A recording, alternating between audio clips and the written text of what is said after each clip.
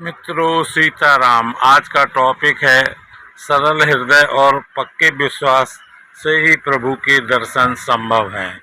मित्रों, कहने का आशय ये है कि अगर आप सच्चे दिल के इंसान हैं और प्रभु पर पूरा भरोसा है तो आप एक न एक दिन प्रभु के दर्शन अवश्य कर सकते हैं। मित्रों, इस विषय में हम आपको एक प्रसंग सुनाते हैं। मित्रों, एक गांव का व्यक्ति था। वो प्रतिदिन 2.5 किलो आटा का सेवन कर लेता था, इसलिए उसके घर परिवार वालों ने उसे घर से बाहर निकाल दिया और बोला कि हम आपके लिए रोजाना इतना आटा और इतनी सब्जी का इंतजाम नहीं कर सकते हैं। मित्रों, यह सुनकर वो एक आश्रम में चला गया और वहां जाकर उसने काम करने के बदले सिर्फ खाने की बात कही। इसको सुनकर जो आश्रम वाले थे उन्होंने कहा, ठीक है, तुम आज से ही काम पर लग जाओ। मित्र, जो गुरुजी थे उन्होंने उसको ये काम दिया कि आप रोजाना सुबह गायों को ले जाएंगे और जंगल में चराएंगे और 2.5 किलो आटा आप लेकर जाएंगे और वहाँ अपना जंगल से लकड़ी बीनकर वहाँ पर आप अपने लिए खाना बनाएंगे। लेकिन उन्होंने कहा, हमारी एक शर्त है कि जब आप खाना बना लेंगे तो आप भगवान को भोग लगाएंगे, तभी आप उसको खाएंगे। तो उसने कहा, ठीक है महाराज। तो मित्रों, अगले दिन वो गाय को लेकर जंगल में गया और उसने जाकर गायों को जंगल में छोड़ दिया और स्वयं खाना बनाने लगा।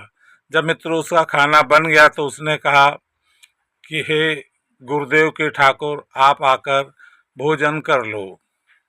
मित्रों, इतना उसने कहा और आंखें खोली तो देखा कि प्रभु श्री राम उसके सामने खड़े हैं और बोले कि लाओ, मैं आपको सबसे पहले प्रसाद खाता हूँ। तो मित्रों उसने कहा, आप खा लो। तो मित्रों, प्रभु श्री राम जी ने जो 2.5 किलो का उसने रोटी बनाई थी वो पूरी की पूरी खा ली और मित्रों अब उसको खाने को कुछ न बचा। उसने कहा, चलो ठीक है, कम से कम गुरु जी ने कहा था कि ठाकुर को भोग लगा देना। अगर ठाकुर ने 2.5 किलो की रोटी खा ली तो कोई दिक्कत नहीं है, हम शाम को खाना खा लेंगे। मित्रों, जब वो शाम को घर आया, जब शाम को आश्रम आया तो उसने कहा, गुरुजी, कल हमें 5 किलो आटा देना, क्योंकि 2.5 किलो तो आपके जो ठाकुर जी थे वो खा गए हैं। तो मित्रों, दूसरे दिन वो फिर चला और 5 किलो आटा लेकर गया और उसने खाना बनाया और जब खाना तैयार हो गया तो उसने कहा कि जी के ठाकुर, आप आके अपना भोजन ग्रहण कर लो। मित्रों, जब उसने आंखें खोली तो उसने देखा कि प्रभु श्री राम है और साथ में सीता माता है। तो उसने पूछा, ये साथ में आपके कौन है? तो उन्होंने बताया, ये मेरी धर्मपत्नी सीता है। तो मित्रों, जो अढ़ैया था उसने कहा, प्रभु आप अपना भोजन ग्रहण करें। मित्रों, सीता जी और राम जी ने उसका जो 5 किलो आटा था वो पूरा का पूरा साफ कर दिया और बेचारा अढ़ैया फिर भी भूखा रह गया। उसने कहा, चलो कल हम आएंगे तो 2.5 किलो और ज़्यादा लेके आएंगे। मित्रों, तीसरे दिन वो गया तो उस दिन वो 7.5 किलो आटा लेकर गया और उसने जाके जंगल में फिर से रोटी बनाई और प्रभु को बुलाया कि हे गुरु जी के ठाकुर, आप आ जाओ और अपना भोजन ग्रहण करो।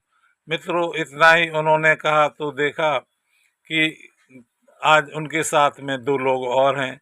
मित्रों, उसने पूछा, भाई ये कौन लोग हैं? तो राम जी ने कहा, मैं हूँ, ये हमारी पत्नी सीता है और ये हमारे सेवक हैं हनुमान जी। तो मित्रों, इतना कहकर उसने कहा, ठीक है महाराज, आप भोजन ग्रहण करो, फिर हम देखते हैं।